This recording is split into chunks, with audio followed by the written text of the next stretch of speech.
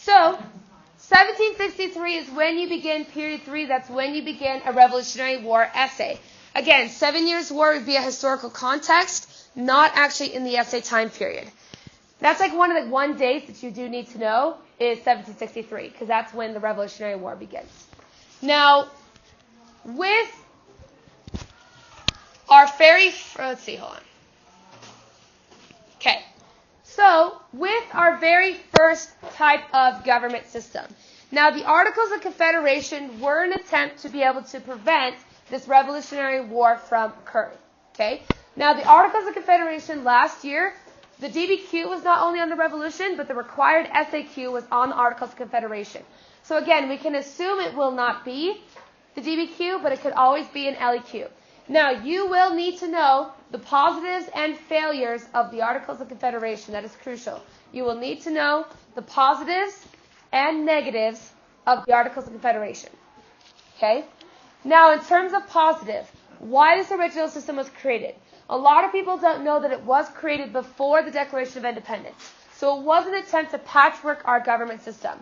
Now, positives. Didn't have a king. I meant that wasn't necessarily a question, but yeah. Didn't have a king. No, didn't have a tyranny. Okay? But the most crucial positive that you must memorize is why didn't you tell me it wasn't behind me? The Northwest Ordinance. Okay? So the Northwest Ordinance is crucial, and it's one of the most important things about the Articles of Confederation.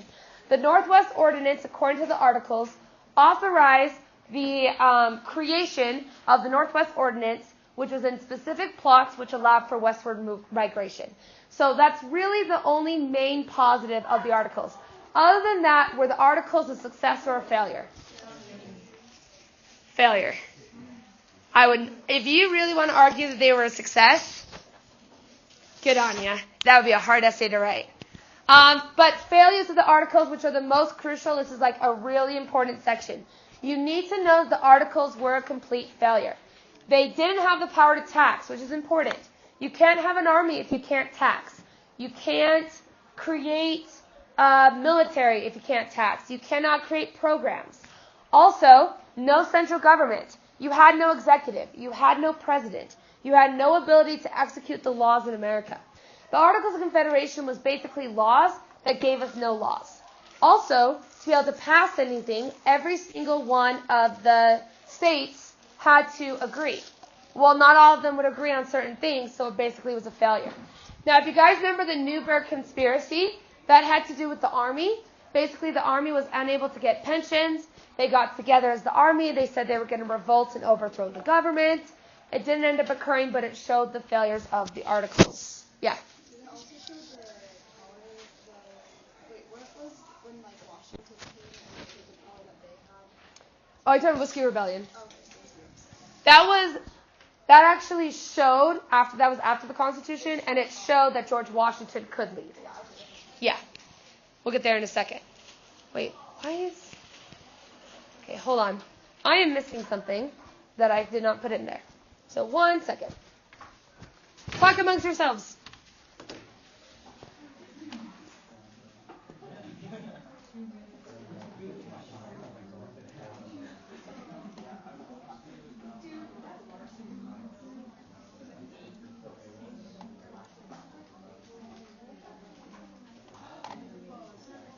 One second.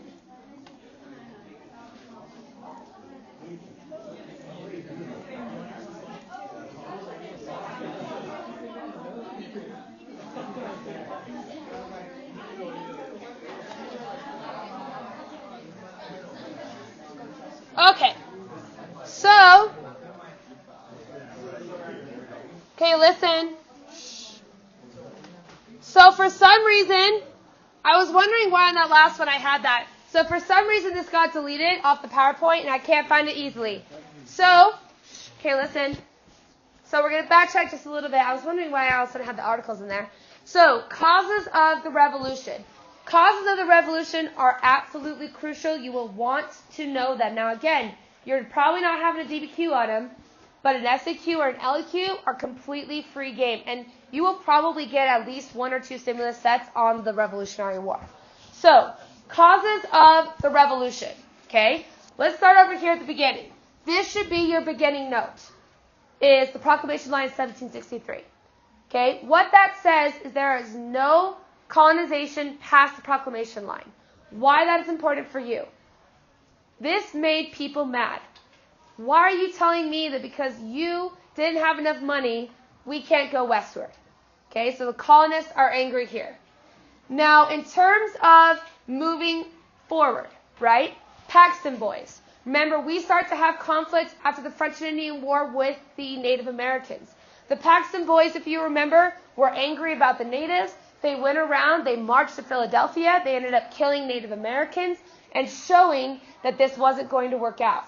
Shays' Rebellion, which is not on there because I messed it up, okay? Not that. Go to this. Republicanism. Republicanism was the idea that you need to have representation in your government. At the time, people felt like, I have no representation. I am not being supported. So we're not having this Republican ideology, okay? Albany Plan of the Union was the very first request to change our government. We said, can we fix this without losing our English government? Pontiac's Rebellion, that was the one where the Native Americans uprose against the conflict with the colonists, increased taxation, join or die, which is part of the Albany Plan. Remember, that's Benjamin Franklin. I'm sorry, I'm still in World War II. So, join or die, that was the idea that he was going to put that out there and say, you either come together and you fight against the tyranny or you don't. Now,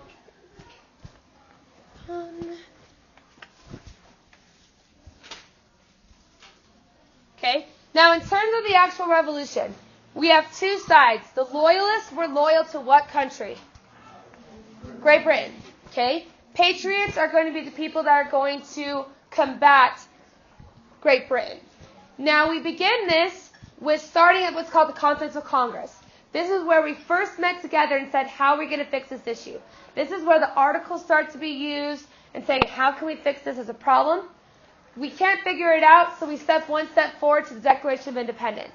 This becomes the official, unofficial starting point kind of of the Revolutionary War. Now remember, the Intolerable Acts were those last step of the acts. That's the one where they made so much taxation that Americans felt like there was nothing more that we could do. Boston Massacre and taxation. Remember, you guys in Pickett's class hopefully have seen the DBQ from last year of the Revolution and noticed that teapot. Remember the teapot, which everyone hated, right, said Stamp Act, and everyone thought it was the Tea Act. So make sure that you're reading your documents, that you're aware of what's going on. So John Locke, by the way, is going to be he's a really good source that they tend to use a lot of times with the Revolution. He has this idea of life, liberty, and the pursuit of happiness. Is everyone okay of getting into the Revolutionary War? Sorry, this got deleted off of the PowerPoint. That's okay, we'll survive. Now, okay, Revolutionary War itself. Again, you usually will not get asked on the actual revolution. You'll be asked instead to interpret more the causes and consequences of the revolution. Just note the Articles of Confederation comes out of this. Continental Army is referring to the American Army, and the Treaty of Paris is going to end the war. But again, most of it's going to be causes and consequences. Now,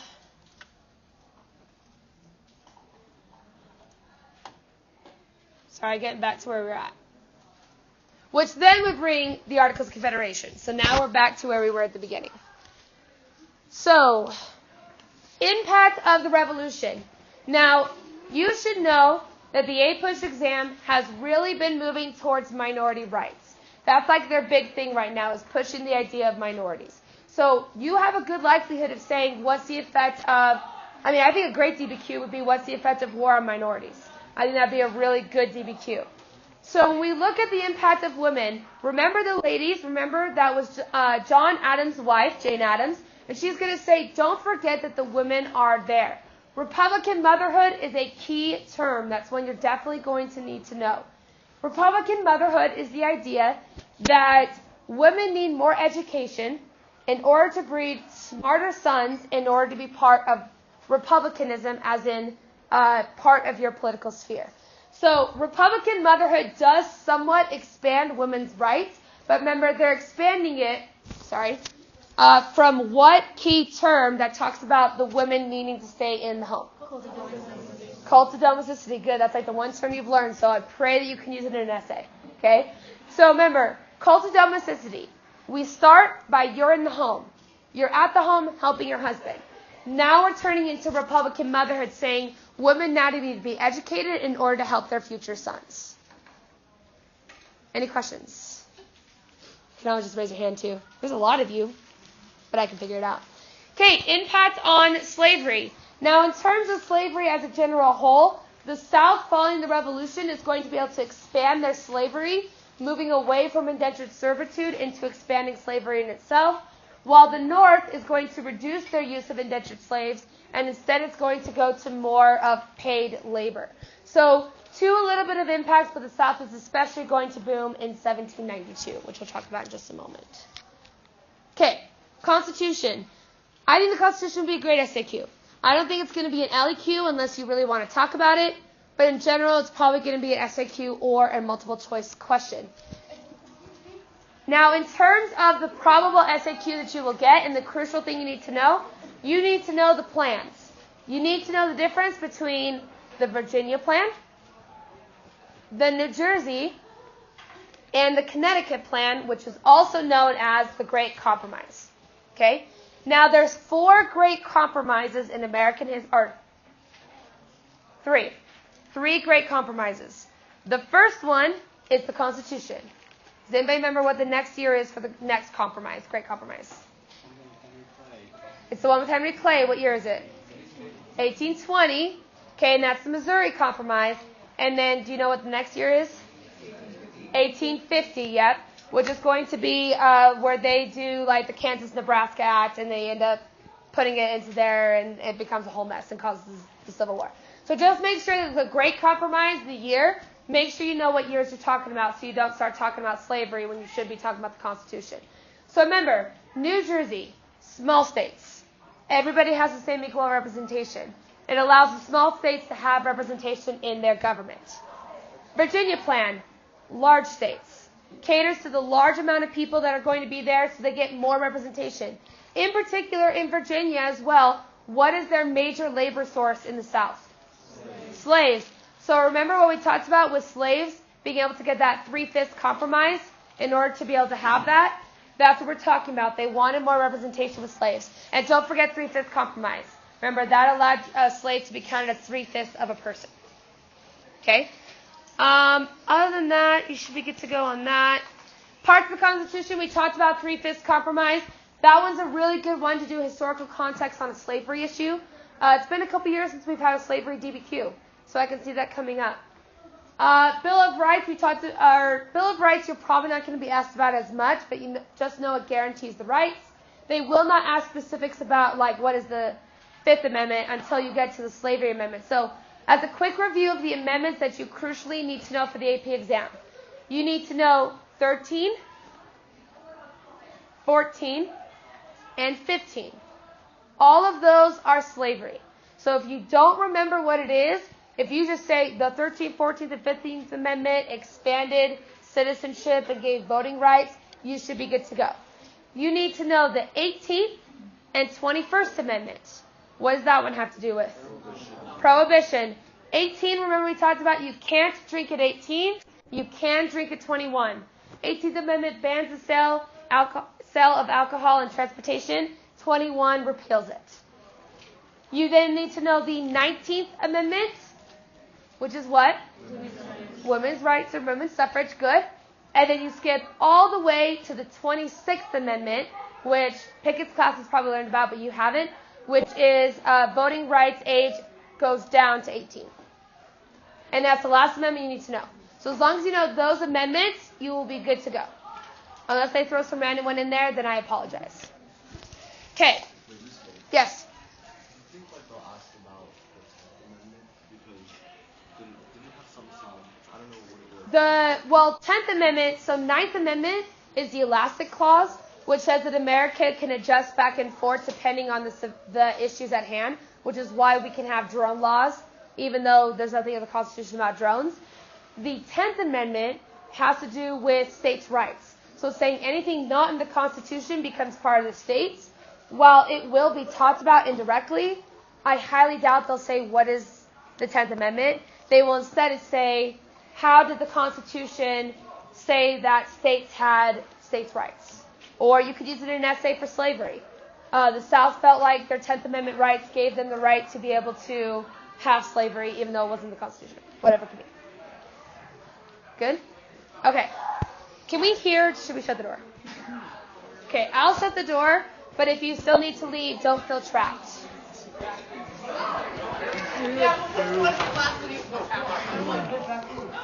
Usually they're not that loud. Okay. So going away from there, now we're heading into our political division at the beginning. You definitely need to know the difference between Federalists and Anti-Federalists. Federalists and Anti-Federalists. Very, very important. Federalists approve of the Constitution. They believe in the Constitution should be used in America. Anti-Federalists, so this would be like a James Madison, okay? Anti-Federalists believe in small government, no Constitution. They are also known as the Democratic Republicans, okay? So those two terms, Anti-Federalists and Democratic Republicans, are the same. So this would be a person like Thomas Jefferson. So Hamilton would be a Federalist. Jefferson would be an Anti-Federalist. Okay? Think federal, think government, and you should be good to go. Treaty of Greenville, by the way, the only reason it's up there, Treaty of Greenville was asked one time on the AP exam, so I'm just kind of like throwing it out there. Remember, the Treaty of Greenville, basically what it agreed to is the Treaty of Greenville allowed for, it had to do with Native Americans, and it basically said that you were able to come to the area while Native Americans have to leave. It's probably not going to be asked again. It was last asked in the 80s, but it's up there from when we did the exam earlier. Okay, economics. Very important slide. Okay? Reason why. You need to know who's who in terms of your political power, so Federalists, Anti-Federalists, and you need to know who supports what. The most important difference here is you need to know the difference between Jefferson and Hamilton. Okay? Remember, Hamilton, big government, national banks. Government has power over you. Constitution. Jefferson is small town. He doesn't want that to happen. He wants to say this is not going to be as impactful as you're saying. Now, in terms of the first bank, as soon as you think bank, think Hamilton. Hamilton's on the money. Okay? While Jefferson is too, there's a reason they put Hamilton on the money. It's because he liked the National Bank of the United States. Whiskey Rebellion. The Whiskey Rebellion is the one that we talked about before with George Washington. Remember, Whiskey Rebellion, the farmers are upset, they revolt. Washington goes in with his troops, and it proves that the president has power. There was an LAQ about 10 years ago where they said pick two of the three rebellions, and it had Shays Rebellion, Whiskey Rebellion, and I think it was Shays Rebellion. Okay, a lot of people messed up whiskey. So think whiskey with George Washington, however you want to think of it. Okay? 10th Amendment and 9th Amendment, that's what we talked about like literally 5 seconds ago. Necessary and proper clause is the 9th Amendment. That's why Hamilton said we could do this, is because it's necessary and proper to expand if needed. Yeah? What was the 10th Amendment again? 10th Amendment is states' rights. Anything in the Constitution or anything that's not in the Constitution goes to the states. And then the 9th Amendment is the one that says anything that is necessary and proper can be passed as law. Hi, Kate. Coming in for the end part of the review? Yes. Uh-huh. Okay. Foreign affairs. This is just going into a couple of them. The one that are the most famous and most likely to be on the AP exam is going to be the XYZ affair. Remember, that is when John Quincy Adams goes over to France. France says that we have spies. We say that we don't. It starts to cause tension between France and America. People begin to question their government. Alien and Sedition Acts. This is one that I would definitely write down. Alien Sedition Acts basically said it was illegal for you to talk poorly about your government. If you want a great historical context or synthesis, this is similar to the Sedition Acts of World War I. Okay? could also be a great continuity, but the problem is with continuity, your essay would have to include in their time frame 150 years to be able to do both of them. It's probably more likely to do a historical context or synthesis than continuity. But a great continuity for HIP analysis would say an example of a previous continuity was that. So a CCOT essay on World War I or whatever it could be. Okay? Everything else you should be good. I highly doubt you'll see anything else in the AP exam. All right, so now you're in period 4. Okay, so we were kind of ending period 3 there in period 4. I'm going to do one more, and then we'll have to be done. We'll do the rest in the next section. Okay? So, early 1800s. Think expansion. We're expanding westward. We now don't have a proclamation line, so we're encouraged to move west. Lewis and Clark, Mississippi River. Trade begins to increase. Native American conflict begins to increase. The only other one that I would say that is absolutely crucial on here is Marbury v. Madison, which in turn created judicial review. You need to know those two simultaneously. Remember, those are the Midnight Judges, which we talked about, historical context with FDR's New Deal. Marbury v. Madison, remember they throw in the Midnight Judges in order to have control over the Supreme Court. They sue, ends up having Marbury v. Madison, which the result doesn't matter. All that matters is it says the Supreme Court can now make decisions about the Constitution. Okay. Anybody have any questions about period 3 or starting to the next one? Okay, so Thursday, we will be doing writing. I will give you SAQs or an LAQ or a HIP, and we'll work on your writing skills to make sure they're where they need to be, okay? Have a great day. Thanks for coming. We had way more people today than last time. Thank you. Awesome. Thank you.